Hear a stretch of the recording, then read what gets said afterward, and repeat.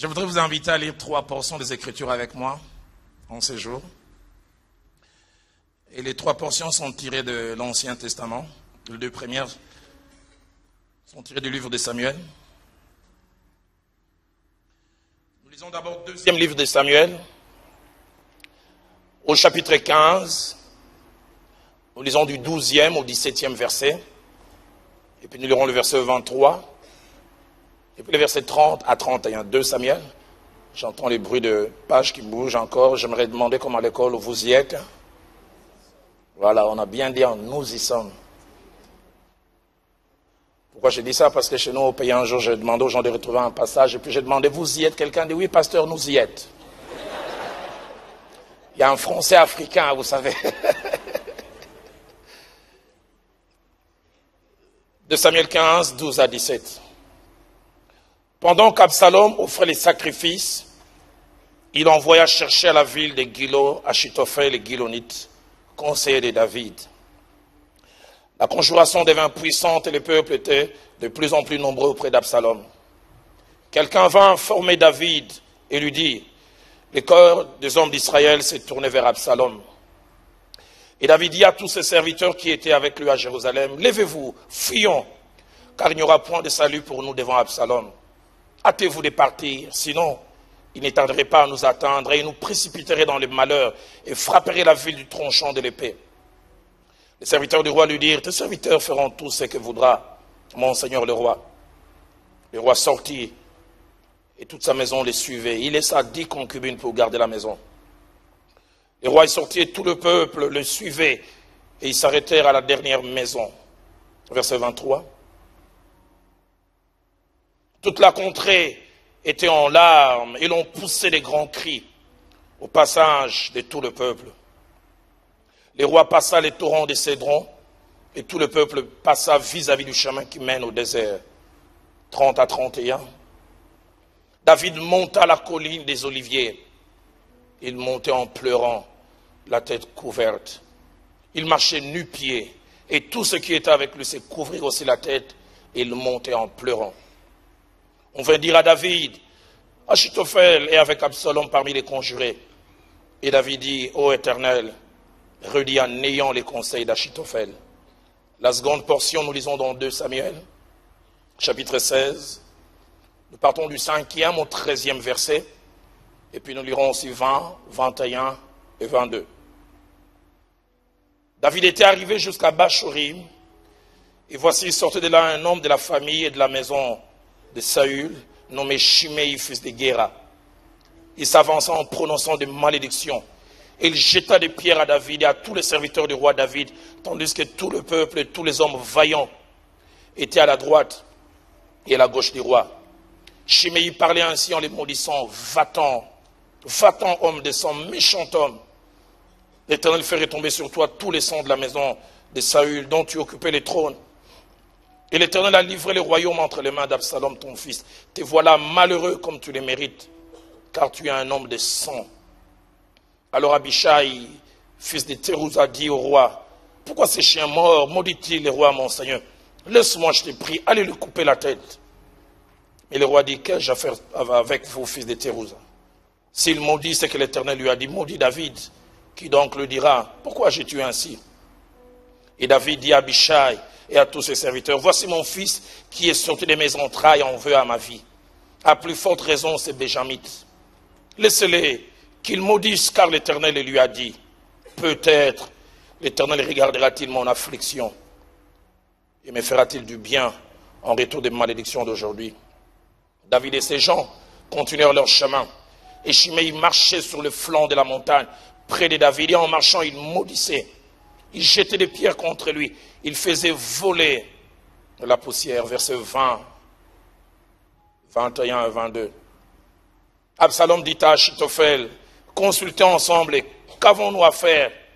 Et Achitophel dit à Absalom, va vers les concubines que ton père a laissées pour garder la maison. Ainsi tout Israël saura que tu t'es rendu odieux à ton père.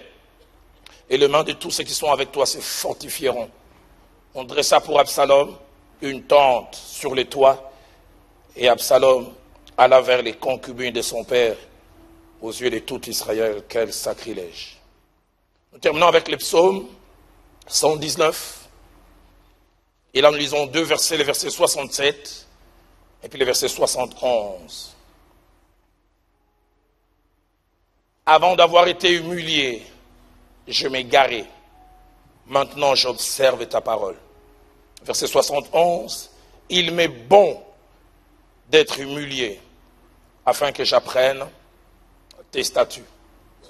Les thèmes que Dieu a placés dans mon cœur et que je vais dans les minutes qui suivent partager avec sa grâce, c'est Dieu, loin de Dieu et la correction.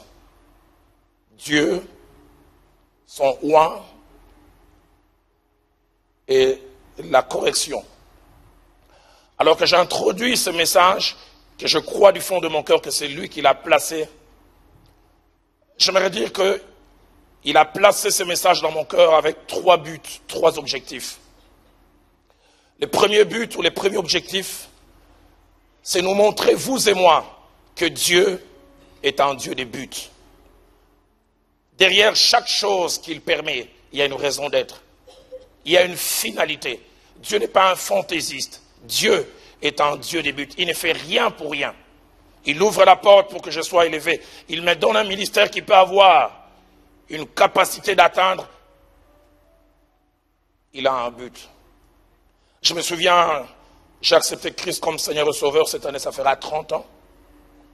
Je me souviens de mes premiers pas dans le Seigneur, un petit garçon qui venait dans une petite église.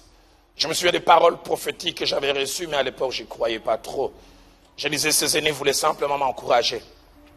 On me disait que j'allais non seulement prêcher l'évangile au-delà des mers et des océans, mais que Dieu allait faire de moi une colonne dans l'évangile dans notre nation. Je n'y croyais pas trop.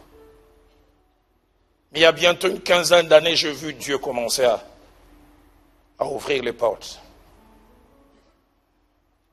Il y a 10 ans exactement,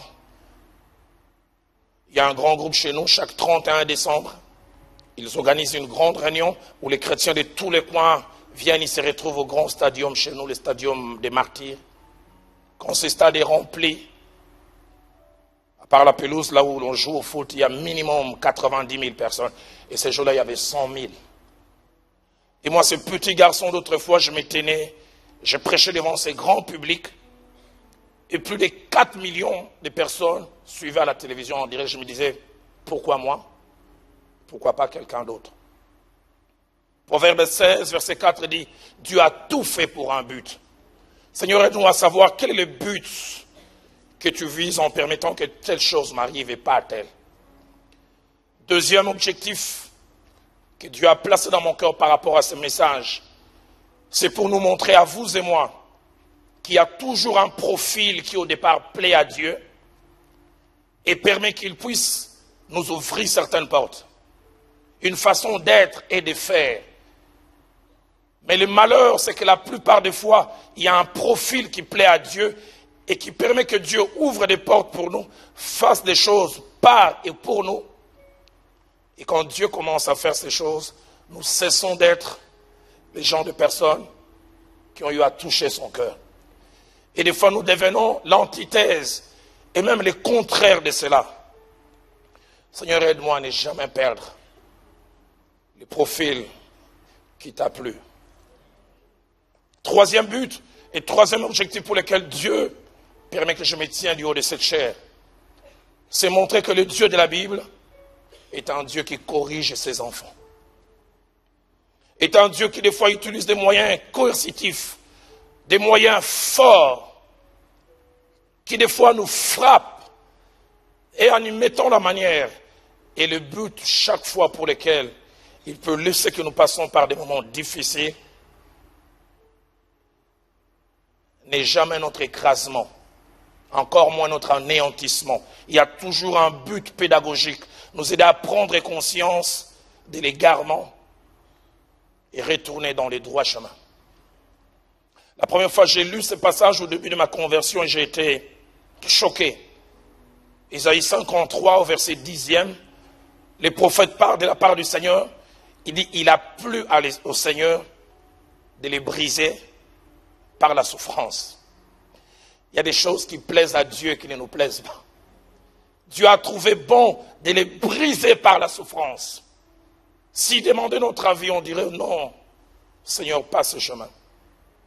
Mais au-delà de ces 3 buts et ces 3 objectifs, j'en ai conscience et même fortement que ce message suivi ici et plus loin à 3 publics cibles.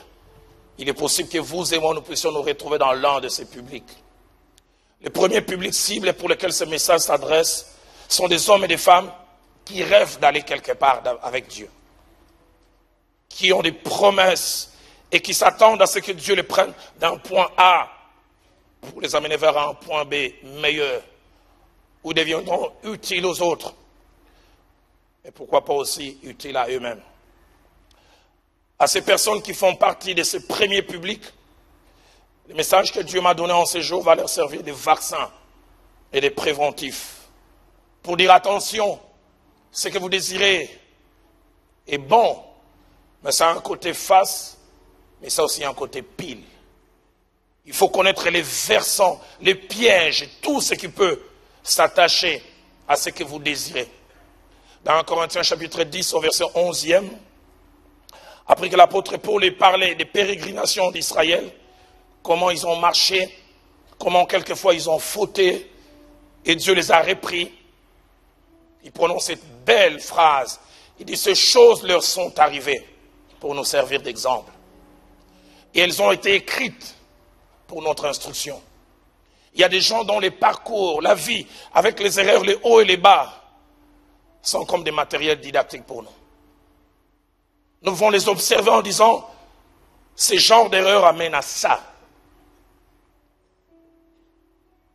Mon père, depuis que je le connais, il a toujours été directeur d'école primaire, il n'a jamais connu de promotion. Et il a le sens des tournures. Quand je commençais à grandir, il m'a dit un jour à l'âge de 10 ans, il dit Roland, dans la vie, il n'y a pas de nouvelles gaffes. Il n'y a que de nouveaux gaffeurs. C'est-à-dire les anciennes gaffes trouvent de nouveaux candidats pour tomber dedans. Il disait, celui qui n'apprend pas des erreurs des autres devient une référence demain. Plaise à Dieu que j'apprenne. J'ai jamais oublié. Après ma conversion, il y a un prédicateur que j'aimais beaucoup. Je vais même citer son nom, Jimmy Swaggart. Je l'ai connu par les cassettes VHS. 86, 87, c'était un ami à mon pasteur et j'ai suivi ces cassettes avec délectation. J'ai rêvé de prêcher comme lui. J'ai rêvé d'avoir l'impact qu'il avait. J'ai jamais oublié, en 99, j'arrive en Afrique du Sud et j'arrive vers Soweto, je vois quelqu'un avec une forme de lance-voix en train de parler, invitant les gens à une réunion. Et il me dit, il y a 10 ans quand il venait ici, les églises se fermaient, les instituts bibliques se fermaient. Tout le monde voulait l'écouter. Mais il m'a dit, depuis maintenant 4 ans, personne ne l'écoute. On le regarde avec indifférence. Je suis rentré ce jour-là dans ma chambre d'hôtel, jeune prédicateur, j'ai dit, Seigneur, aide-moi. Souvent, on pense que ça n'arrive qu'aux autres. Préventif, vaccin. Mon deuxième public cible sont des hommes et des femmes qui sont déjà en train d'aller quelque part. Ils avaient eu des paroles, des promesses reçues de la part de Dieu, mais petit à petit, quelque chose a commencé à germer. Ils ne sont pas encore au point maximal de l'accomplissement, mais ils ne sont plus au point de départ. À eux, ce message veut dire, arrêtez-vous, faites un check-up. Suis-je toujours le même? Suis-je toujours dans les bons? Bien que cela ne soit pas toujours un exercice facile, car ce n'est pas évident d'être jugé parti. Combien de temps en temps il est bon soi-même de s'arrêter et de se dire où est-ce que j'en suis dans ma marche avec Dieu. N'ai-je pas perdu des choses? Les vertus ne m'ont-elles pas quitté? Dans 2 Corinthiens chapitre 13 au verset 5e, Paul donne un merveilleux conseil à ce groupe de gens. Il dit, examinez-vous vous-même pour savoir si vous êtes dans la foi. Non, ce n'est pas un travail que l'extérieur va faire. Examinez-vous vous-même pour savoir si vous êtes dans la foi. Et il termine en disant, éprouvez-vous vous-même. J'aime la version La Colombe. La Colombe dit, mettez-vous vous-même à l'épreuve pour voir si vous êtes dans la foi. Et la version Alfred Cohen, une version que j'utilise souvent, pour parole vivante, dit mettez-vous vous-même à l'épreuve, examinez votre vie pour voir si vous êtes dans la foi. Faites un peu un examen des consciences. Suis-je le même? Parce que la plupart des fois, quand on a dévié, quand on a cessé d'être celui que l'on était autrefois, la plupart des fois, on est la dernière personne à se rendre compte. Et les combles aussi, quand on est entouré de personnes complaisantes, ils se rendent compte que vous avez changé, mais personne n'a le courage de vous le dire. Au lieu de parler, certains prient, Seigneur, toi-même parle-lui. Touche son cœur. Personne n'a le courage de parler. La Bible dit les blessures d'un ami prouvent sa fidélité. J'aime quand dans 2 Rois, chapitre 7, au verset 9e, sans l'aide de l'extérieur, sans l'aide d'un homme, 4 lépreux se sont arrêtés et ils ont évalué leurs actions. Eux-mêmes ont dit, nous n'agissons pas bien. Ce n'est pas l'extérieur. Non, ce que nous faisons n'est pas bien. Seigneur, aide-moi à ne jamais être complaisant avec moi-même. Quelle tristesse quand au début de ma foi, j'ai lu ce passage concernant Samson. Ses cheveux ont été coupés. Et la Bible dit, on dit de lui, Samson, les Philistins sont surtout écoutés la réaction. Il dit, je m'en dégagerai. Je m'en sortirai comme les autres fois. Mais le verset se termine avec une phrase pleine de tristesse. Il ne savait pas que l'Éternel s'était déjà retiré de lui. Il croit qu'il continue à être celui qu'il a cessé d'être. Il croit qu'il continue à avoir ce qu'il a cessé d'avoir. Seigneur, quand j'ai perdu, aide-moi à le savoir. C'est pourquoi, si nous ne pouvons pas nous examiner nous-mêmes, mettons-nous devant les scanners de Dieu, si je peux utiliser les termes. Et faisons comme les psalmistes, dans Psaume 139, verset 23 à 24, qui dit, « Sonde-moi, ô Dieu, et connais mon cœur. Éprouve-moi et connais mes pensées. Regarde si je suis sur une mauvaise voie et conduis-moi sur la voie de l'éternité. » Troisième public cible de mon message sont des hommes et des femmes qui sont déjà arrivés quelque part avec Dieu. Qui ont commencé hier timidement et que Dieu a élevé. Dieu a ouvert les portes sur le plan ministériel, sur le plan matériel, sur le plan financier. Je ne sais dans quel autre domaine. Des personnes pour qui et par qui Dieu est en train de faire des choses. Des hommes qui, à cause de ce que Dieu a fait, les regards des gens vis-à-vis d'eux a changé. Et même les regards d'eux-mêmes vis-à-vis d'eux-mêmes aussi a changé. À ces hommes et à ces femmes, j'aimerais leur dire 2 choses. Nous dire, je préfère me mettre dedans, que ce qui nous arrive a d'abord un but.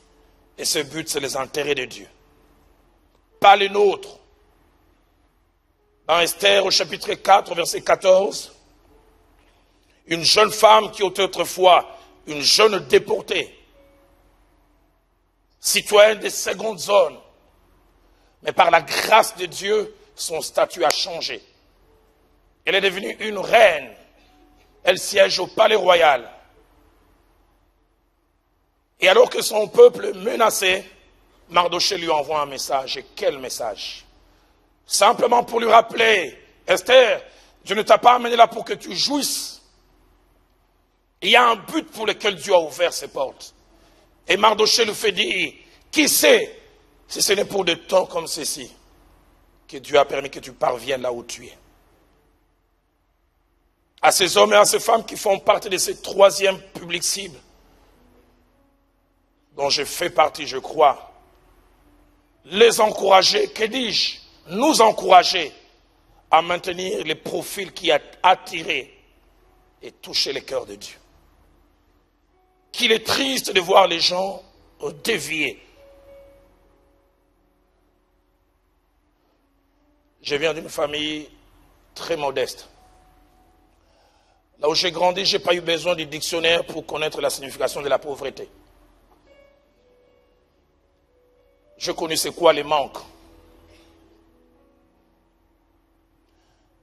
Mon jeune frère et moi, on dormait sur un lit qui n'avait pas 4 pieds, qui en avait 3.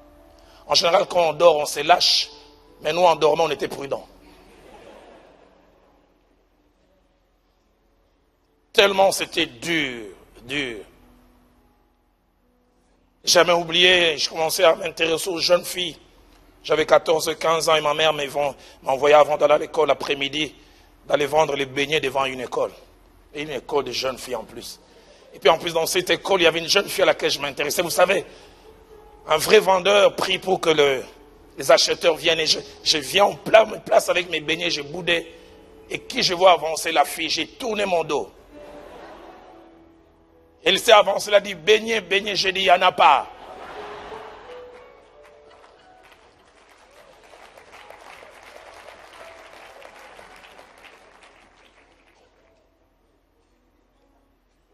Mais avec les années, Dieu a changé ma condition. Et j'ai vu plusieurs prédicateurs dans la ville où j'ai grandi. Partir de rien. Et puis plus tard,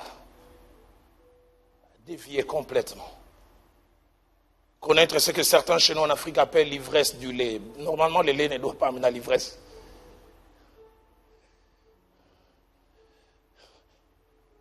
Deux Chroniques 26, verset 16. J'ai découvert ce passage 2 ans après ma conversion et ça m'a fait trembler. Ça parlait d'un jeune homme, il s'appelait Osias.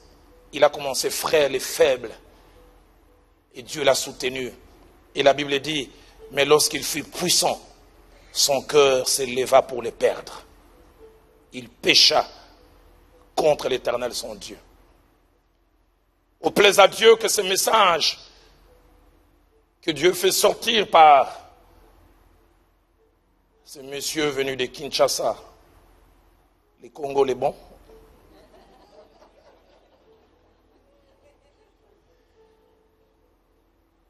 que quelqu'un reçoive cela comme un avertissement. Dans 2 Pierre chapitre 1er verset 13, l'apôtre dit, je regarde comme un devoir, aussi longtemps que je suis dans cette tente, de vous tenir en éveil, mais par des avertissements. Toujours, l'apôtre dans 2 Pierre 3:1 dit, voici déjà bien aimé la seconde lettre que je vous écris, dans l'une et dans l'autre, je cherche à éveiller par des avertissements votre saine intelligence. L'avertissement a 2 aspects. Le premier aspect de l'avertissement, il y a une information. Et deuxième aspect de l'avertissement, cette information appelle un réajustement. Je suis en train de marcher, et puis je vois subitement écrit, attention, fil électrique, 6600 volts, avertissement. Cette information me dit, adapte maintenant ta marche par rapport à ce qu'on vient de te dire, sinon, quelque chose de tragique peut arriver. Et les 2 premiers passages que nous avons lus de 2 Samuel nous rapportent des moments difficiles vécus par le roi David. Des moments difficiles qui les touchent à plusieurs niveaux. Ça touche son âme, ça touche son corps et même ça touche son esprit. Il connaît des situations qui touchent son amour propre, sa réputation, sa valeur en tant que personne sont touchés, il est presque dévalué. Et non seulement qu'il est profondément touché, il est même amoindri, abaissé aux yeux du peuple, humilié même profondément. C'est par quoi il passe, semble apparemment contredire les engagements de Dieu vis-à-vis de lui. Pourquoi? Il le dira plus tard dans 2 Samuel chapitre 23 verset 5. Puisque Dieu a fait avec moi une alliance en tout point bien réglée et offrant une pleine sécurité. Dieu s'est engagé avec lui avec des clauses. Voilà ce que je ferai avec toi. La version français courant dit, il a conclu avec moi une alliance perpétuelle, fixée par des règles qui la préservent. Mais écoutez ce que la fin dit, en toute occasion, il m'assure la victoire. Ça c'est l'engagement de Dieu vis-à-vis de lui.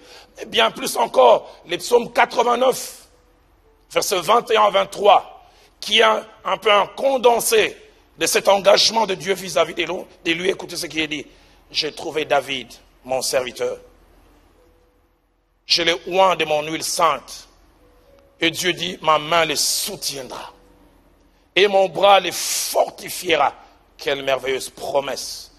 Mais Dieu ne s'arrête pas là. Non seulement qu'il va les soutenir, non seulement que son bras va les fortifier, il dit, l'ennemi ne les surprendra pas. Et les méchants ne l'opprimera point. La version française courant dit du verset 23, l'ennemi ne pourra les surprendre et les rebelles ne pourra pas l'humilier. La version Nouvelle Bible seconde dit, l'ennemi ne le surprendra pas et l'homme injuste ne l'humiliera pas. La version La Colombe dit, l'homme injuste ne l'affligera pas. Mais qu'est-ce qui se passe qu'Absalom l'afflige? Qu'est-ce qui se passe qu'Absalom les rebelle, l'écrase? Qu'est-ce qui se passe qu'Absalom les rebelle, les réduit à rien? Dieu a-t-il cessé d'être fidèle? Le Dieu qui promet, est-il incapable de tenir la promesse? Les deux passages que nous avons lus de 2 Samuel nous montrent 7 choses que David a expérimentées, dont 4 semblent contredire ses doubles engagements. L'ennemi ne le surprendra pas. Et les méchants ou les rebelles ne pourra pas l'humilier. 2 Samuel 15, 12 à 13, nous montre qu'il est surpris. Il est surpris comment le peuple l'a lâché, l'a rejeté et s'est attaché à quelqu'un d'autre. David croit vivre un cauchemar. La veille, il n'avait aucune idée qu'il sera jeté comme des vieux chiffons. Le verset 12 dit, la conjuration devint puissante et les peuples étaient de plus en plus nombreux auprès d'Absalom. Et le verset 13 ajoute, quelqu'un va informer David et lui dit, le cœur des hommes d'Israël s'est tourné vers Absalom. Ils veulent plus de toi. Ils ont choisi un nouveau leader. La veille, quand ils dormaient, ils n'avaient aucune idée. Qu'est-ce qui se passe? Deuxième des choses, 2 Samuel chapitre 15, verset 23, ainsi que verset 30, nous montre un roi meurtri, abaissé, et qui croit vivre un cauchemar. C'est sûr, quand il vivait cela, il disait, oh, ça doit être un cauchemar, et puis quelqu'un va me pincer, je vais me réveiller, je dis, oh, quel rêve j'ai eu à faire. Verset 23, toute la contrée était en larmes. Et l'on poussait des grands cris au passage du peuple. Les rois passaient les torrents de Cédron et tout le peuple passa vis-à-vis du chemin qui mène vers le désert. Mais le plus fort, c'est le verset 30. David monta la colline des Oliviers. Il montait en pleurant. Montait en pleurant. Et la Bible dit, la tête couverte. Et l'on ajoute, nu-pied. Pourquoi? La rébellion s'est soudainement soulevée. Levé, j'allais dire, il n'a pas eu le temps de prendre sandales et chaussures. Pieds nus. Il a essayé de prendre ce qu'il pouvait. Quand il marche, les gens se demandent, est-ce le roi? Un homme classe qui aime s'habiller, il ne sort jamais sans être parfumé. Pieds nus. La Bible dit, qui sait ce qu'un jour peut enfanter? Et tous ceux qui étaient avec lui se couvraient la tête et montaient en pleurant. Troisième chose que David expérimente, il expérimente l'abandon. Non seulement du peuple, mais même de ses plus proches, et je vais même plus loin, la trahison. 2 Samuel 16, verset 31, alors qu'il est en train de digérer cette douleur, la Bible dit, on vint dire à David, Achitophel est avec Absalom. Achitophel, c'était son conseiller spécial, c'était son homme de main, l'homme de mission secrète. Il semble qu'Achitophel avait droit à la chambre privée de David. Certains disent même qu'il avait les doubles des clés de chaque endroit pour montrer les degrés de confiance. Et quand David apprend qu'Achitophel est passé de l'autre côté, il connaît sa capacité à analyser, à lever les bonnes options. Il dit au Dieu, réduis à néant les conseils d'Achitophel. Tellement marqué par la défection d'Achitophel qu'il en a composé un psaume. Dans le psaume 55, versets 13 à 14, tous les commentateurs bibliques se mettent d'accord pour dire qu'il a exprimé cela. Il dit, ce n'est pas un ennemi qui m'outrage, je le supporterai. Ce n'est pas mon adversaire qui s'élève contre moi, je me cacherai devant lui. C'est toi que j'estimais mon égal, toi mon confident et mon ami. Il semble vivre un cauchemar. Qu'est-ce qui arrive? Pourquoi Dieu permet cela? Quatrième des choses que David expérimente les mépris et l'abaissement. Il a la douleur déjà de voir son propre fils sortir de ses entrailles, l'humilier. Mais alors qu'il est en train de fuir, il a bu la coupe jusqu'à la lie. 2 Samuel 16, verset 5, jusqu'au verset 8, dit David était arrivé jusqu'à Bachurim.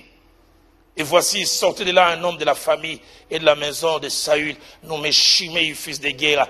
Il s'avança en prononçant des malédictions. Il jeta des pierres à David et à tous les serviteurs du roi, tandis que tout le peuple, les hommes vaillants, étaient à la droite et à la gauche. Shimei parlait ainsi en les maudissant. Va-t'en, homme de sang, méchant homme. L'Éternel fait retomber sur toi tous les sangs de la maison de Saül, dont tu occupais le trône. Certaines versions disent dont tu occupais indûment le trône. Et l'Éternel a livré le royaume entre les mains d'Absalom, ton fils. Te voilà malheureux. Ça c'est moi, j'ai un défaut, j'ai un côté imaginatif très fort. Je pense, s'il était congolais de chez moi, il a non seulement dit tu es malheureux, il a dû ajouter U. Malheureux. Tu as eu. Tu as vu comment ça finit? Rira bien qui rira les derniers. Malheureux comme tu les mérites. Car tu es un homme de sang. Quelle douleur dans le cœur de David. Et le verset 13 ajoute, et David et ses gens continuèrent leur marche. Et Shimei marchait sur le flanc de la montagne près de David en marchant. Il maudissait, il jetait des pierres contre lui. Il faisait voler la poussière. Quand David vivait ça, il disait, c'est pas vrai. Hier à 7 heures, si quelqu'un m'avait dit que tu allais vivre ça, j'allais dire non, non, non. Cinquième chose que David expérimente, il expérimente l'incertitude quant au lendemain. Lui qui depuis une trentaine d'années maîtrise tout, il fait des projets sur 5 ans, sur 10 ans, subitement, il n'a de certitude que par rapport au passé qui ne peut changer, un peu de certitude par rapport au présent, mais il ne maîtrise pas demain. De Samuel 15, verset 20, alors que Itaï, des Gath, ces Philistins qui avaient rejoint son équipe, veut lui proposer de rester à ses côtés. Écoutez les propos qui sortent de la bouche de David. Il dit, tu es arrivé d'hier, aujourd'hui, je te ferai errer avec nous ça et là. Quand moi-même je ne sais où je vais. Celui qui la veille maîtrisait tout, il ne sait plus vers quelle direction il doit aller. J'aime ces instants où Dieu seul sait ce qui va arriver. Où les hommes en général, même les hommes de Dieu ne savent pas. J'aime ces instants où l'orgueil de l'homme est abaissé et il vient dépendant de Dieu. Seigneur, ma vie est entre tes mains.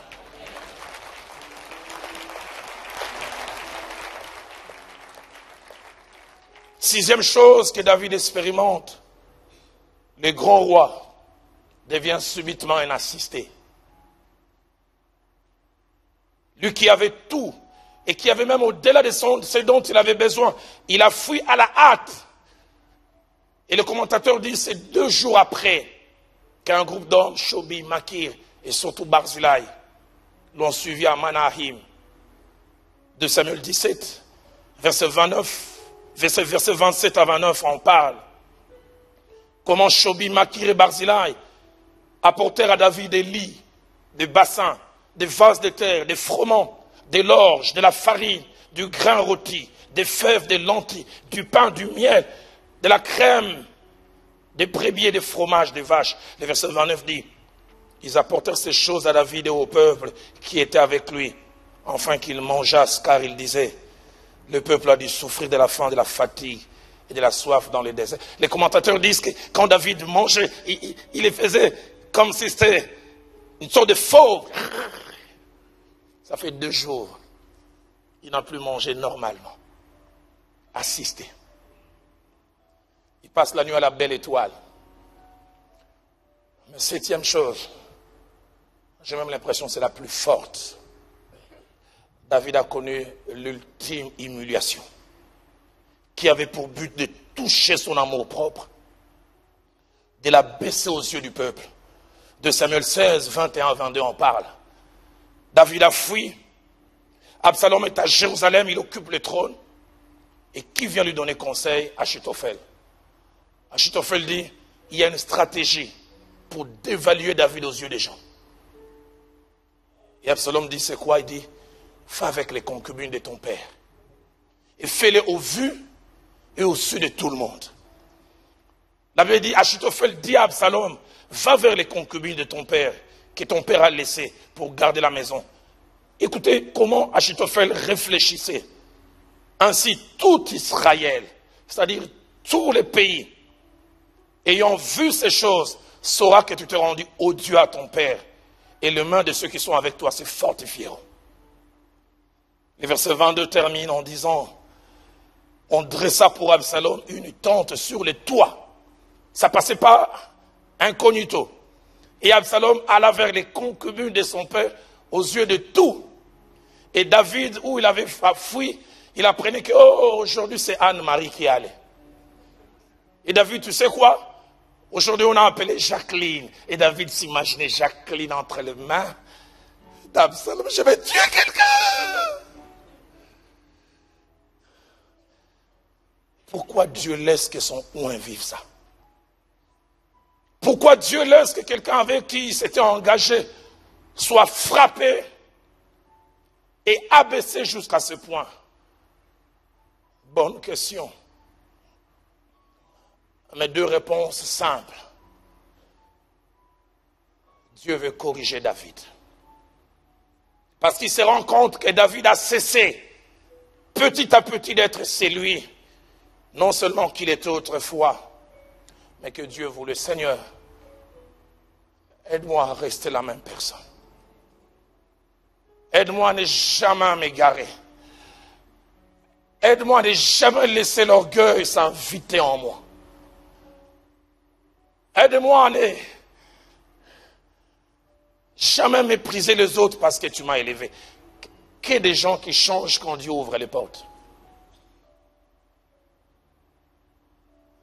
Une femme est venue pleurer un jour chez moi au bureau et dit, pasteur, moi mon mari, je l'ai toujours avec moi, quasiment 24 heures sur 24 heures quand il n'a rien.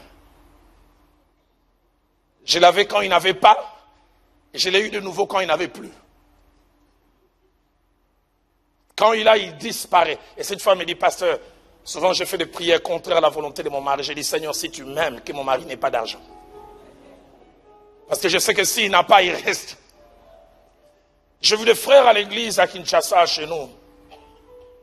Quand ils n'ont rien, ils sortent de l'université ou ils sont dans le chômage. Toujours à l'église, on a 2 cultes chez nous. Le premier commence à 7h30. Déjà à 6h30, ils sont là. Et ils font les 2 cultes. Je n'ai pas bien saisi les messages. Je dois rester au 2e pour saisir la quintessence. Et puis voilà, Dieu les bénit. Un poste à la banque, conseil à la présidence. Vous ne les voyez plus. Dimanche, ils ne sont pas à l'église, ils sont dans un stade en train de travailler les abdominaux. Je veux faire disparaître un peu le ventre. Et je rencontre un, je dis, frère, je te vois plus du pasteur. Même si vous ne me voyez pas en esprit, je suis avec vous. Avant la bénédiction, ils étaient avec nous physiquement. Mais quand la bénédiction arrive, ils commencent à être avec nous en esprit.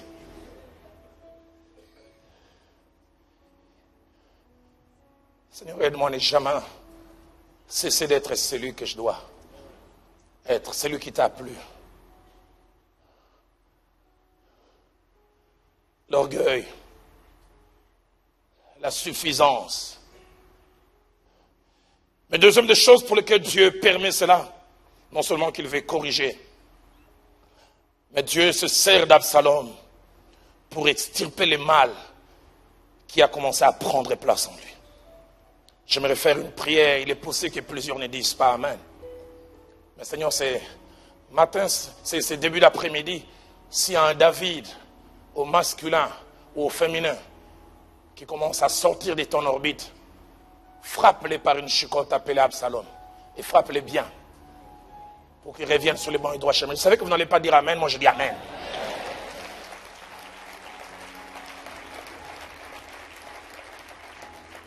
Actes des Apôtres, chapitre 13, au verset 22, nous parle de deux actions de Dieu, rejet d'un homme et choix d'un autre. Puis, ayant rejeté Saül, il leur suscita pour roi David, auquel il a rendu ce témoignage. J'ai trouvé David, fils d'Isaïe, homme selon mon cœur, qui accomplira toutes mes volontés. Quand il dit toutes mes volontés, qui va prendre les rêves que j'ai pour cette nation et les implémenter. Et quand David a commencé, Dieu s'est réjoui. Il dit, il est en train de faire exactement ce que j'ai rêvé. Non seulement il est le genre de personne que je voulais, mais il fait ce que je voulais. Mais avec le temps, David a commencé à devenir la caricature du rêve de Dieu. Et Dieu regardait du haut de son trône et dit, j'ai l'impression que David commence à être un Saül bis. Il est en train de tomber dans le même travers. Quand il a commencé, quel merveilleux homme il était. Combien nous commençons bien, la Bible dit, mieux vaut la fin d'une chose que son commencement. Quand il a commencé, il était l'homme selon le cœur de Dieu et connaissait le but pour lequel Dieu l'a placé. Il a d'abord ramené l'arche, chose à laquelle Saül n'a même pas pensé. Parce qu'il voulait la présence de Dieu au milieu de son peuple. Deuxième chose qu'il fait, il a placé la louange, l'adoration et la célébration au milieu de son peuple. Il a choisi des lévites et des sacrificateurs qui ont commencé à tenir un culte infini. Mais troisième des choses, il a fait de la justice sa priorité. Pourquoi? Parce qu'il a vu vers la fin du règne de Saül, l'injustice prendre la place. Les mépris du droit des autres. 2 Samuel chapitre 8 verset 15 résume un peu les débuts du règne de David. Non seulement ce qu'il faisait, mais ce qu'il faisait la joie du cœur de Dieu. David régna sur Israël et il faisait droit et justice à tout le peuple. Sans distinction des classes sociales. La version Nouvelle Bible et Seconde dit ceci. Il agissait envers tout son peuple selon l'équité et la justice. La version Parole de vie dit, il gouvernait tout son peuple avec justice en respectant la loi. La version français courant dit encore mieux, il rendait justice avec impartialité à l'égard de tout le peuple. Mais ça c'était le début. Qu'êtes-vous en train de devenir? Quel genre de personne je suis en train de devenir? Parce que Dieu ouvre les portes. Quand il était tout petit, quand il faisait ses premiers pas, David connaissait les bornes et les limites établies par Dieu. Et quand il voulait dépasser les bornes et les limites, son cœur se mettait à battre à la chamade. Le jour où il a voulu couper le pan de la robe de Saül, son cœur s'est mis à battre. Quelqu'un dit la gloire et l'élévation sont des révélateurs. On ne connaît jamais véritablement quelqu'un qui n'a pas touché à la gloire, à l'élévation. Le vrai caractère de quelqu'un se révèle quand il a certaines choses. Et la même personne qui accède à la royauté, celui qui sentait son cœur battre quand il voulait dépasser les bornes, désormais il est roi. Il voit la femme d'autrui en train de se baigner. Le premier coup d'œil accidentel, il n'est pas fautif. Et puis il dit, amenez-la moi. De qui était l'épouse d'Uri et Étienne, comme pour dire, Dieu a placé des barrières qu'on ne puisse pas la toucher. Mais quand il est devenu grand, les barrières, c'est pour les autres. Et l'homme dont il est en train de prendre la femme est sous le champ de bataille, en train de se battre pour conserver sa royauté. Et lui, il est en train de détruire cette femme. Et non seulement qu'il détruit cette femme quand il apprend que la femme est enceinte, il dit, Uri doit mourir. C'est lui qui faisait justice. Il écrit un courrier à Joab. Place-les au plus fort du combat, qu'il meure. Seigneur, épargne-nous des Joab qui font le sale boulot pour couvrir les péchés de David.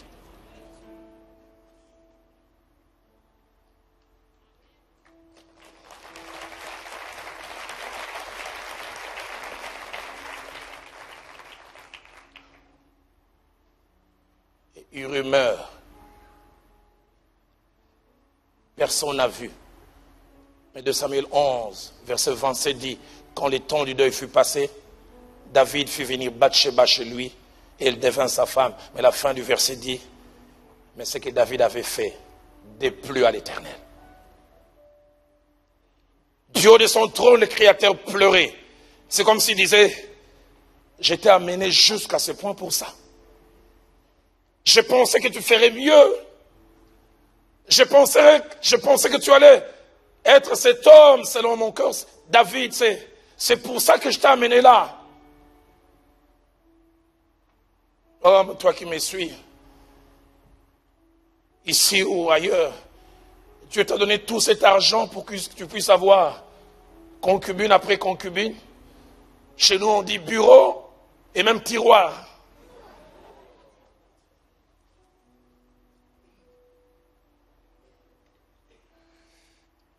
J'ai un frère de l'église, quand il n'avait rien, il avait sa seule femme. J'ai appris maintenant, il en a 24. Un jour, je l'ai rencontré, il m'a regardé dans les yeux, il dit, moi, je suis l'adjoint de Salomon.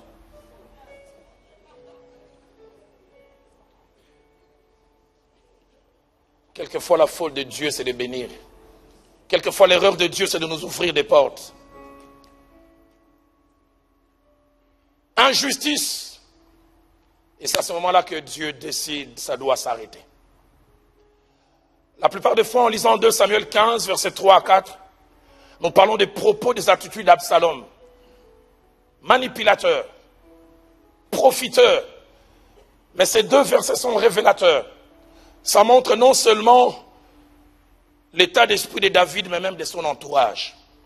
C'est lui qui rendait justice. La Bible dit, quand les gens allaient vers David pour trouver justice par rapport à leurs problèmes, Absalom se tenait et disait, vois ta cause est bonne et juste, mais personne de chez les rois ne t'écoutera. Certes, il a profité de cette situation, mais tous les commentateurs disent c'est ce qui s'est passé. Pourquoi? Parce que David a fait un virage à 180 degrés. Celui qui était bon dès le départ, il n'a plus le temps ni pour Dieu, ni pour son peuple. Le roi David est devenu un jouisseur. Il est devenu un profiteur, déconnecté à son peuple, éloigné de leur vécu quotidien, enfermé dans une sorte de tour d'ivoire. Roi jouisseur, on dit même qu'il a une sorte d'harem. Un roi affairiste. Certains commentateurs disent, David fêtait ses millions. Quand il a eu 1 million, il a invité les gens. Les jours où il a eu 2 millions, venez, on va fêter mon million. Mais surtout, il a perdu la communion avec Dieu. Celui qui chantait autrefois pour Dieu ne le fait plus en allant vers la conclusion de mon message. J'aimerais dire que la vie de David, en l'étudiant dans la parole de Dieu, peut être subdivisée en 5 temps ou 5 parties. Et chacune de ces parties a un contenu. Il est mort à 70 ans. Et de 0 à 70 ans, il a composé 73 psaumes parmi les 150. Retenez ces chiffres, ça aura toute son importance tout à l'heure. La première partie de la vie de David, c'est de 0 à 17 ans, jusqu'à la victoire sur Goliath et à l'introduction au palais royal. Une étude approfondie montre que durant cette période, David a composé 20 psaumes.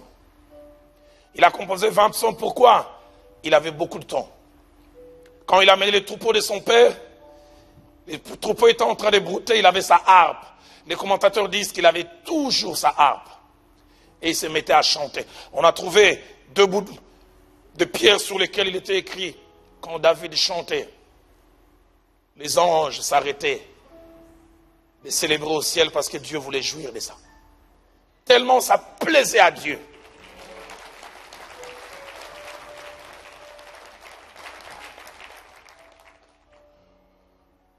C'est durant cette période qu'il a composé les fameux psaumes 23.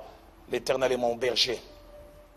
Je ne manquerai de rien. 20 psaumes sur les 73.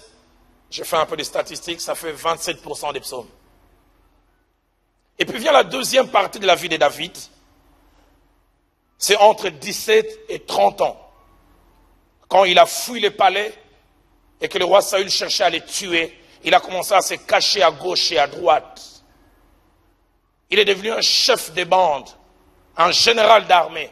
se cachait dans les cavernes, allant même chez les Philistins, sans domicile fixe. Et durant cette période, les historiens disent qu'il avait plus besoin de son épée, parce qu'il devait se battre. Mais on a retrouvé un deuxième écriteau qui dit, David ne se séparait jamais de sa harpe. Il avait à sa main droite l'épée, mais à sa main gauche la harpe. Et pourquoi? Parce qu'il savait que l'épée trouvait sa force de la harpe.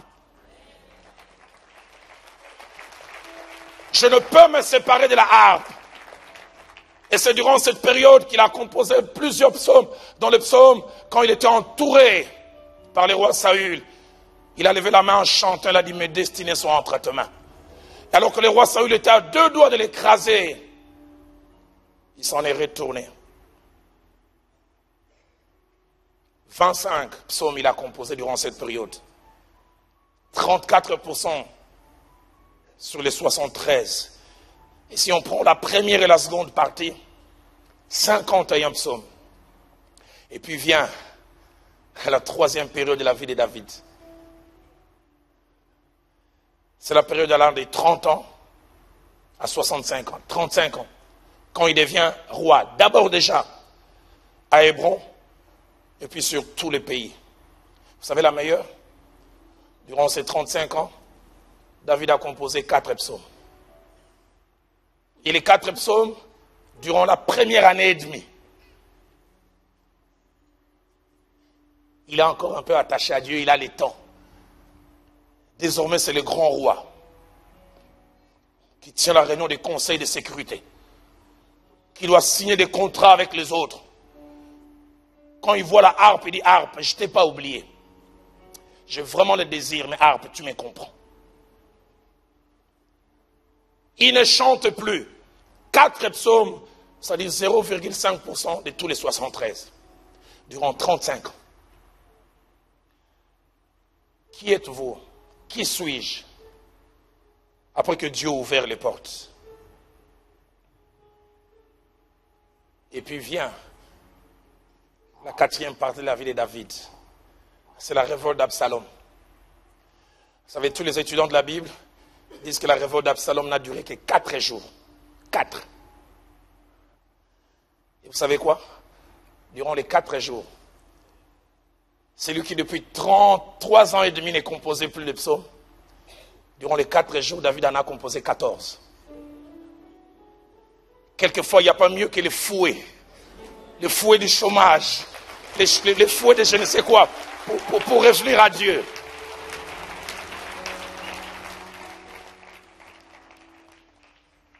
« 19% des psaumes. Quelqu'un avait dit, si la révolte d'Absalom avait duré 6 mois, on n'aurait eu pas 150 psaumes, on aurait eu 1200. Et c'est durant cette période qu'il a composé les psaumes 3, les psaumes 4, ainsi que les psaumes 5 et d'autres.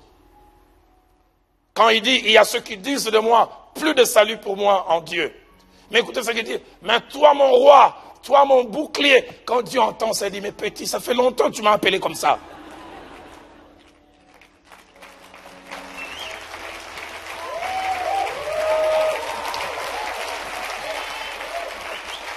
Combien de fois les fouets nous ramènent?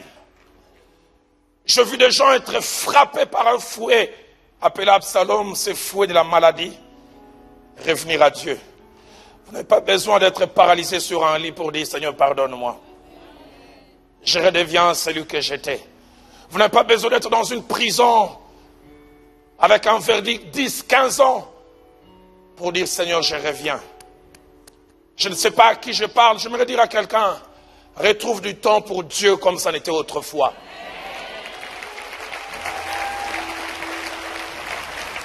J'aimerais aller même plus loin parce que l'Esprit me le met à cœur. Plus vous montez, vous ne trouverez jamais du temps pour Dieu, il faut le créer. Et ce temps que l'on crée, c'est quelquefois en élaguant certaines activités. Parce qu'on s'est dit, la présence de Dieu, c'est la priorité pour moi.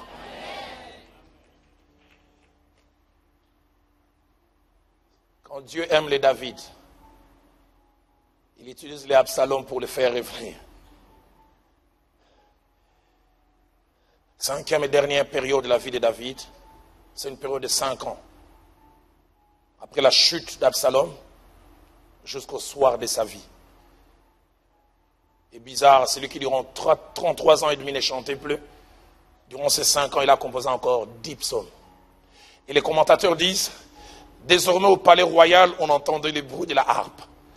Et tout le monde pouvait voir, il y a un avant et un après la révolte d'Absalom. Les rois désormais trouvaient du temps pour chanter pour Dieu. Entre deux audiences, les gens disaient, mais qu'est-ce qui s'est passé? Seigneur, merci pour les Absalom.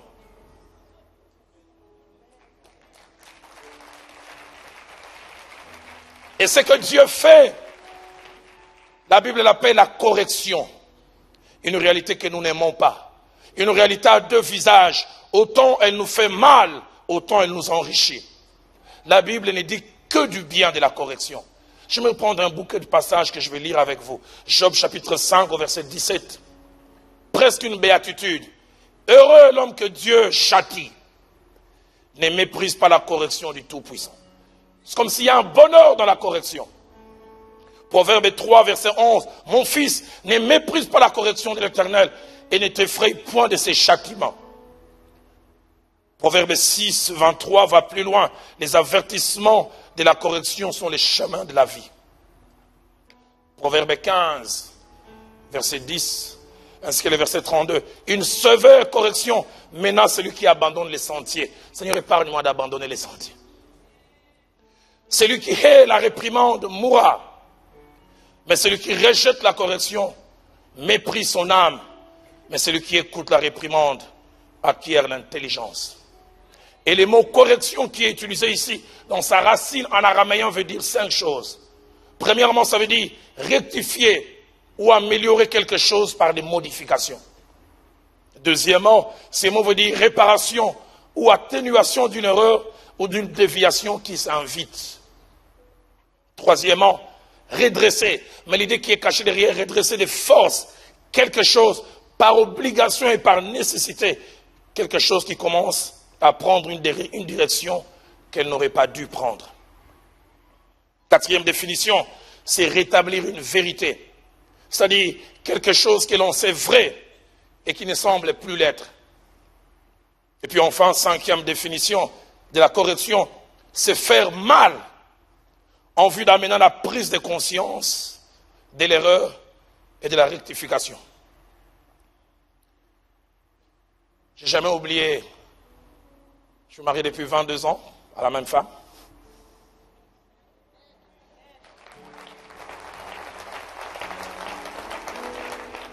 Et on a 4 merveilleuses filles. Notre aînée aura 22 ans cette année, elle a servi des cobayes.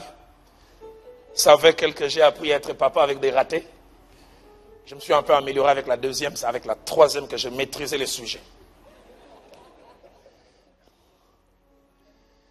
Mais je n'ai jamais oublié, elle avait 1 année et demie. Je lui avais donné des conseils. Younis, il ne faut jamais toucher au livre de papa. Les jours où tu touches au livre de papa, papa va sévir. Un jour, je rentre dans mon petit bureau, je trouve mes livres par terre, elle est en train de nager dedans. Chez nous en Afrique, on a tendance à dire que les enfants sont innocents. Il y a une phrase qu'on utilise, les enfants sont des anges purs. Et ce jour-là, j'ai déchanté. Parce qu'elle avait 1 année et demie, je l'ai appelée, j'ai dit, Younis, qu'est-ce que tu as fait? J'ai renversé les livres de papa. Et qu'est-ce que papa avait dit? Si l'on touche à ces livres, papa avait dit, si on touche au livre, il va pardonner.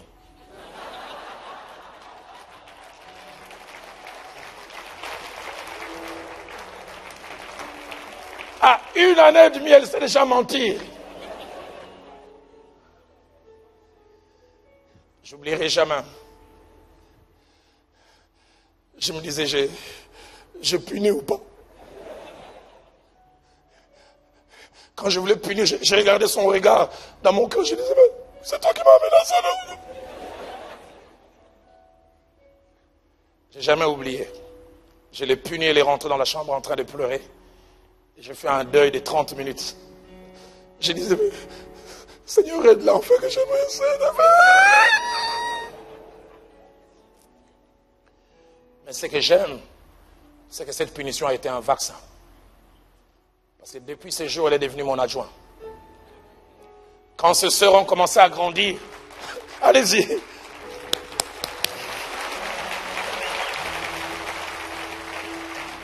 Quand ses sœurs ont commencé à grandir, j'ai 4 filles. Si quelqu'un s'approche de la bibliothèque et dit attention hein, au livre de papa, vous ne les connaissez pas. Hein?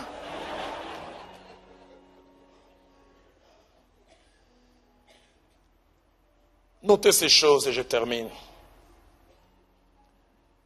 Attaché à la correction. La première, je vais mentionner 5 choses. La première, c'est que la correction est un signe d'amour de Dieu. Chaque fois que Dieu nous corrige, c'est une manière de nous dire qu'il nous aime, qu'il tient en nous et ne veut pas nous perdre. Il veut simplement enlever en nous tout ce qui ne lui plaît pas. Hébreux 12, verset 8 dit, si vous êtes exempts du châtiment auquel tous ont part, vous êtes donc des enfants illégitimes et non des fils. Quand il me frappe, c'est une manière de me rappeler, tu es un vrai et je tiens à toi. Deuxième des choses, nous n'aimons pas la correction, mais elle est quelquefois nécessaire. Hébreux 12, verset 11 dit, il est vrai que tout châtiment semble d'abord un sujet de tristesse et non de joie, mais il produit plus tard, dites avec moi plus tard, pour ceux qui ont été ainsi exercés un fruit paisible et de justice.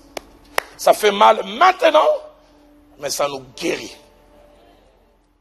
Troisième chose, les vrais enfants de Dieu acceptent et apprécient la correction qui vient de Dieu, car il sait que c'est pour son bien. Hébreux 12, verset 7 dit, supportez les châtiments, c'est comme des fils que Dieu vous châtie, car quel est le fils qu'un père ne châtie pas. Quatrième et avant-dernière chose, un véritable enfant de Dieu, mature. J'ai appris que depuis un bon bout de temps, les pasteurs Yvon parlent de la maturité. Mature, lucide et clairvoyant, finit par reconnaître les bienfaits de la correction, soit pendant que Dieu est en train de les corriger, ou après. Dans Psaume 119 que nous avons lu au départ, le verset 67, après que David a été corrigé par Dieu, écoutez ce qu'il dit, avant d'avoir été humilié, je m'égarais. Je sortais de l'orbite. Je devenais quelqu'un d'autre. Et maintenant, j'observe ta parole. C'est l'humiliation qui m'a fait revenir vers le bon et le droit chemin. Il ajoute au verset 71, bizarre. Il dit, il m'est bon d'avoir été humilié. Les termes bon qu'il utilise dans la racine en araméen veut dire profitable, enrichissant. Ça a été enrichissant cette humiliation. Ça a été profitable, ça a apporté un gain afin que j'apprenne tes statuts. Une autre version même dit, afin que je réapprenne quelle est ta volonté. Et je termine en mentionnant la 5e chose. La correction ou les châtiments ne sont pas des fatalités. Qu'est-ce que je veux dire par là? Ils sont évitables. Et même on doit les éviter. Mais la meilleure manière d'éviter la correction de Dieu, c'est de ne jamais perdre les profits. Si nous restons le même, le fouet appelé Absalom va chômer. Ça ne va jamais tomber sur nous. Mais si nous cessons d'être ces hommes et ces femmes dont le profil n'a plus à Dieu, sa main puissante va tomber sur nous. Seigneur, j'ai essayé en ces jours, avec des mots maladroits, avec des paroles alignées les unes après les autres. J'ai essayé de parler à ton peuple. Seigneur, l'ai-je bien fait?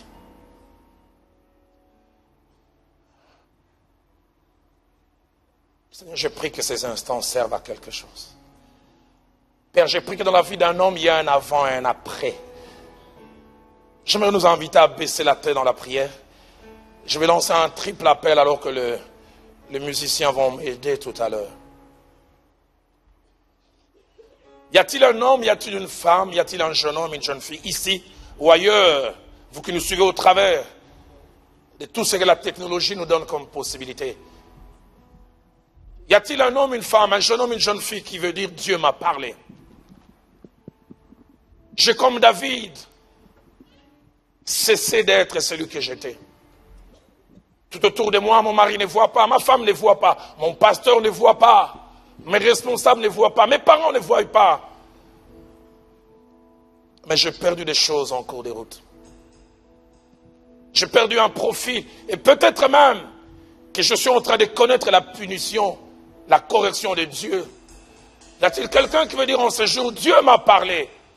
Oh Dieu, aide-moi à redevenir celui que j'étais.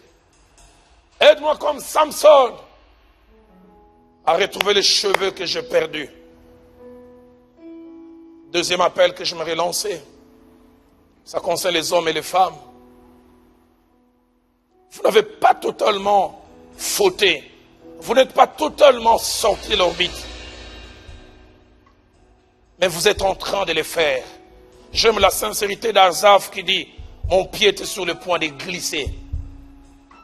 Vous êtes à peine. C'est comme une germination, c'est pas encore aller loin. Et Dieu a voulu utiliser cet homme venu d'Afrique pour vous dire stop. Comme un feu orange. Vous dites attention. Y a-t-il quelqu'un qui veut dire, pasteur, Dieu m'a parlé. Et je ne veux pas aller plus loin dans l'égarement. Mais le troisième et dernier appel, y a-t-il un homme, y a-t-il une femme? Tu es dans les bons. Mais quand j'apportais ce message, ton cœur brûlait, comme les disciples sur le chemin d'Emmaüs. Et tu sais que ce message est pour toi un vaccin. Et tu lui dis, pasteur, prie pour moi. Afin que quel que soit le degré d'élévation, que je ne m'égare pas. Que je ne perds pas les profils. Je ne veux pas être un autre David. Afin qu'il n'y ait pas un autre Absalom avec son fouet. Y a-t-il quelqu'un qui veut répondre au premier, au deuxième ou au troisième appel? Ceux qui veulent répondre au troisième appel vont simplement s'élever. Mais ceux qui veulent répondre au premier ou au deuxième, s'il vous plaît, alors que les cantiques seront en train de jouer, venez ici devant. La Bible dit, aujourd'hui, si vous entendez sa voix, n'endurcissez pas votre cœur. Attirez-moi à toi. Ne me laisse pas. Y a-t-il quelqu'un qui peut chanter ce cantique comme une prière, comme un cri qui sort du plus profond de lui? Je veux tout abandonner. Je veux restaurer notre amitié. Restaurer notre amitié. J'aimerais qu'elle redevienne ce qu'elle était autrefois. Tu es mon désir. Et ce jour, je dis, je ne veux que toi, pas quelqu'un d'autre. Je ne veux que toi. Rien ne peut te remplacer. Il n'y a pas de substitut. Rien ne peut te remplacer. Près de toi, je suis assuré. Dans tes bras, je suis rassuré. Donne-moi ta boussole pour me montrer la voie, les chemins. Montre-moi la voie. Celle qui ramène à toi. Ramène à toi. Alléluia. Tu es tout pour moi. Sans toi, Sans toi, je ne peux vivre. tu es tout pour moi, Seigneur. Tu es tout pour moi. Alléluia. Garde-moi près de Tu es toi. tout. Tu es tout. Tu es tout pour moi. Sans toi, sans Sans toi, toi, je ne peux vivre. tu es tout pour moi. Tu es tout pour moi. Garde-moi près de toi.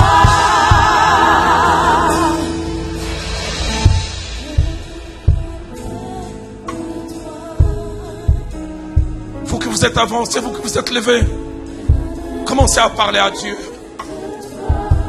Près de toi, près de toi. Garde-moi près de toi. C'est l'endroit de sécurité, l'endroit où je suis protégé. Garde-moi près de toi. J'aimerais inviter mon distingué confrère, le pasteur Mira, à venir prier.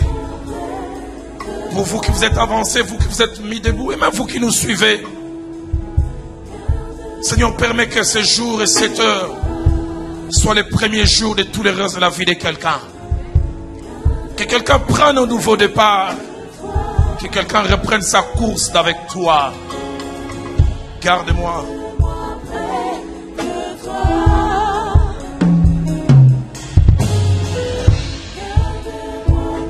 Garde-moi. Ensemble, disons-lui, garde-moi, Seigneur.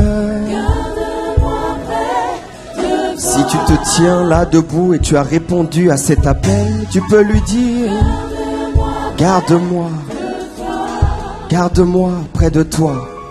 Je veux répondre à cette parole, Seigneur. J'accepte, Seigneur, la réprimande. Je veux, Seigneur, la réprimande. S'il te plaît, garde-moi, garde-moi, garde-moi. Je t'en supplie. Oh, la correction, Seigneur. Afin, Seigneur, que je ne m'éloigne pas. Garde-moi attaché. C'est le désir de mon cœur. Et je ne veux pas faire semblant en ce jour. Alors que nous nous tenons, Seigneur, devant toi, humblement, nous voulons accepter la correction. Seigneur, change ce qui doit être changé dans nos vies, dans mon cœur. S'il te plaît, Seigneur, garde-moi près de toi. Je te le demande, je t'en supplie. Je m'humilie. Je reconnais que sans toi, je ne peux pas. J'ai essayé avec mes forces, avec mes capacités, avec mon intelligence. Je reconnais que sans toi, ce n'est pas possible. Parce qu'il est écrit, Seigneur, que ce n'est ni par la force, ni par la puissance, mais c'est par ton esprit. C'est par ton esprit. C'est par ton esprit. Seigneur, je veux garder cette harpe. Comme David avait la harpe, il était connecté, il composait, Seigneur, des psaumes en l'honneur de ton nom. Garde-moi, débarrasse-moi de ce qui ne t'honore pas. Là où j'ai été, Seigneur, désobéissant, là où j'ai résisté à ta voix, je te supplie davantage de toi, davantage de toi. Remplis, remplis. C'est un temps, Seigneur, de repentance, où nous voulons nous humilier, nous voulons te supplier. Nous ne voulons pas chanter, nous voulons prier avec un cœur contrit, un cœur repentant. Seigneur, rehausse la qualité de la relation, de l'intimité, de l'amour. Seigneur, pour toi, tu es un Dieu, Seigneur, qui dans la foule tourne ton regard sur une seule personne. Tu as su discerner Zachée dans la foule. Merci, Père. Jésus a dit un jour qu'il y avait, alors qu'il y avait la famine, dans le temps d'Élie, Élie a été envoyé vers une seule personne, à Sarepta. Il y avait plusieurs veuves, mais Élie a été envoyé vers la seule veuve de Sarepta. Seigneur, nous te supplions, nous voulons être cette veuve de Sarepta. Tourne tes regards sur nous. Au temps d'Élisée, il y avait plusieurs lépreux, mais ton regard s'est tourné vers un seul, Naaman. Seigneur, merci. Tu ne fais pas de favoritisme. Garde-nous près de toi. Oh, nous te bénissons, notre Père et notre Dieu. Garde-nous davantage de toi dans la vie de mon frère, dans la vie de ma sœur. Et garde-nous près de toi. Nous te supplions, Jésus, Jésus, Jésus. Oh, nous n'avons pas assez crié à toi.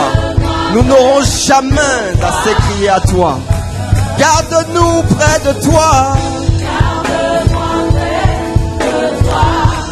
Garde-nous, garde-nous. Est-ce que quelqu'un veut acclamer sa majesté? Alléluia. Alléluia. Oh, magnifique présence de Dieu. Merveilleuse présence de Dieu. Nous te reconnaissons. À toi la majesté. À toi le règne. À toi l'autorité. À toi la domination. À toi la suprématie. Tu règnes dans ce lieu et tu règnes dans nos vies. Merci Seigneur. Alléluia. À vous qui vous êtes avancés, peut-être qu'il y a parmi vous des personnes qui n'ont pas encore rencontré le Seigneur Jésus. Je demanderai à toutes les personnes qui ont déjà accepté le Seigneur de bien vouloir, s'il vous plaît, retourner à leur place. Mais vous qui ne le connaissez pas, en ce jour, il vous tend la main. C'est une invitation. Si tu ne le connais pas, reste de devant.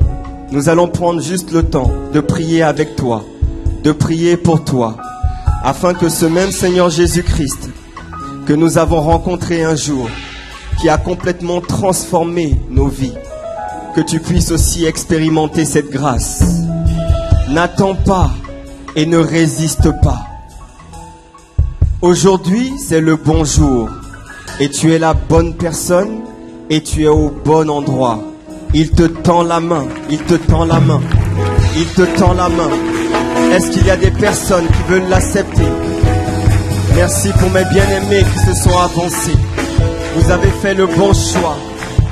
Il te tend la main et il dit: voici, je me tiens à la porte de ton cœur. Je me tiens à la porte de ton cœur. Alléluia. Alléluia. À vous qui êtes là, c'est un moment spécial. C'est un moment important. C'est un moment qui compte et qui a de la valeur pour Dieu. Car vous avez de la valeur. Dieu se soucie du salut des hommes. Il veut que nous soyons sauvés. Et c'est au travers de Jésus-Christ. La Bible dit qu'il a tant aimé le monde. Il a tant aimé le monde qu'il a donné son Fils unique, le seul qu'il avait, afin que quiconque croit en lui ne périsse point, mais qu'il ait la vie éternelle. Amen. Aujourd'hui, vous avez fait ce pas. Et il dit que simplement, si tu confesses de ta bouche et si tu crois dans ton cœur que Jésus-Christ est Seigneur, tu seras sauvé. Amen. Ensemble, nous allons prier. Vous allez répéter après moi ces paroles. Seigneur Jésus, je ne te connaissais pas, mais j'ai entendu ta parole. J'ai entendu la bonne nouvelle de l'évangile, parce que l'évangile est une bonne nouvelle. La Bible me dit que tu es mort pour mes péchés, que tu as accepté de payer le prix, parce que le salaire du péché, c'était la mort, la séparation à cause du péché du premier homme. J'étais pécheur, mais par amour pour moi, tu es venu et tu es mort pour moi. Par ta mort, j'ai la vie. Par ta mort, je reçois le salut. Aujourd'hui, je veux confesser que tu es le Seigneur, le propriétaire, le sauveur de ma vie. Désormais, je t'appartiens. Je m'abandonne entre tes mains. Je veux que tu conduises ma vie et que tes plans, que tes projets, que tes desseins pour moi s'accomplissent. Je m'abandonne à toi et je te remets toute ma vie. Alléluia. Alléluia.